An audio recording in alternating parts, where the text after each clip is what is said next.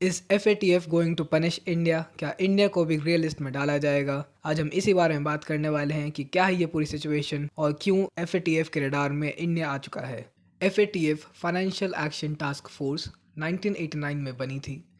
ये एक inter governmental organisation है जिसके 39 मेंबर्स हैं और रिसेंटली रशियन फेडरेशन की मेंबरशिप को सस्पेंड किया गया था 24 फरवरी को।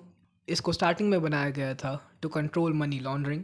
मनी लॉन्ड्रिंग आप सबको पता होगा, काले धन को बचाने के लिए और उसको एक लेजिटिमेट सोर्स से दिखाने के लिए किया जाता है।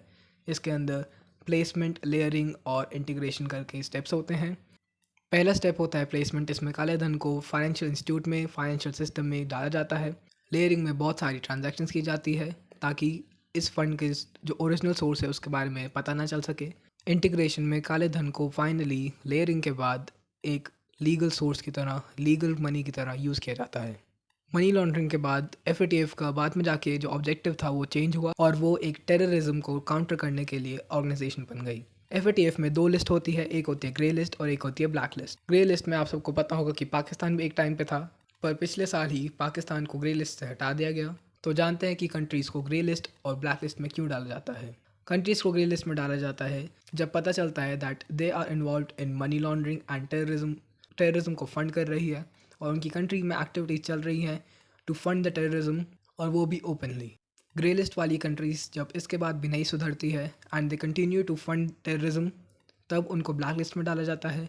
इस टाइम ब्लैक लिस्ट में 3 कंट्रीज़ हैं जो कि है नॉर्थ कोरिया, ईरान और म्यांमार।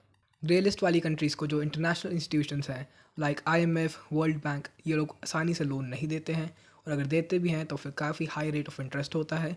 ऑल्सो इन कंट्रीज़ में लोग इन्वेस्ट करना पसंद नहीं करते हैं। पर जो ब्लैक लिस्ट वाली कंट्रीज़ है उनमें तो बिल्कुल भी लोन नहीं दिया जाता, ना ही बिल्कुल भी इन्वेस्टमेंट की जाती है। तो अब जानते हैं कि why is India under the FATF radar. तो FATF के रडार में इंडिया तब आई है जब एमनेस्टी इंटरनेशनल करके एक NGO है, नॉन गवर्नमेंटल ऑर्गेनाइजेशन, जो कि इंडिया में काम कर रही थी, उसने कंप्लेंट करी है to FATF that India is misusing the anti money laundering laws.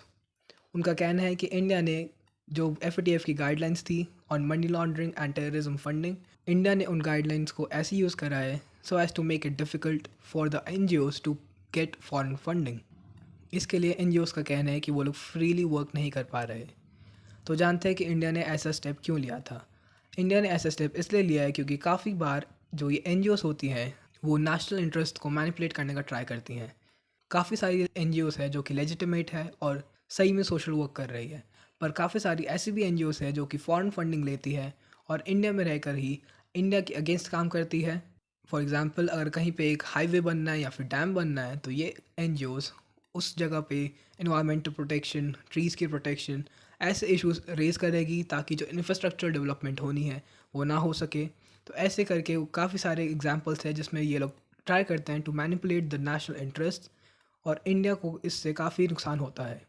तो इसी के तहत इंडिया ने जो फॉरेन फंडिंग मिलती है NGOs को, उसके रूल्स को अमेंड किया था under the foreign contribution amended bill 2020। इसके तहत अगर NGOs या सिविल सोसाइटीज़ को अगर फंडिंग लेनी है बाहर से तो उनको एक लाइसेंस ऑब्टेन करना पड़ेगा। And through this step India की गवर्नमेंट ने ट्राई करा है to have a control over the foreign funding. इस सब सिचुएशन को देखने के लिए ही FATF की टीम इंडिया में आएगी। वो NGOs से जाके मिलेंगी और सही में देखेंगी कि क्या सही में NGOs और सिविल सोसाइटीज़ को काम करने नहीं दिया जा रहा और क्या उनके फ्रीडम पर रिस्ट्रिक्शंस लगाई जा रही है। ऑल्सो FATF रिव्यू करेगी इंडिया के लॉज को।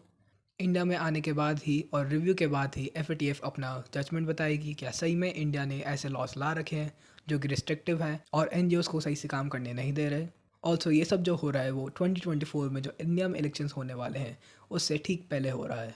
सो we can see that west is trying to interfere in our elections.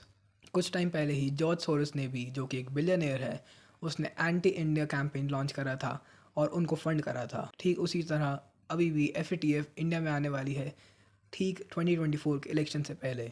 Also BBC ने भी मोदी के ऊपर एक नेगेटिव डॉक्यूमेंट्री भी लॉन्च करी थी। तो ये सब वेस्ट कर रहा है to interfere in our elections. आगे और क्या डेवलपमेंट्स होती है उनको मैं आपको बताता रहूँगा। इस वीडियो में इतना ही, मिलता हूँ अगली वीडियो में। Thank you and subscribe the channel.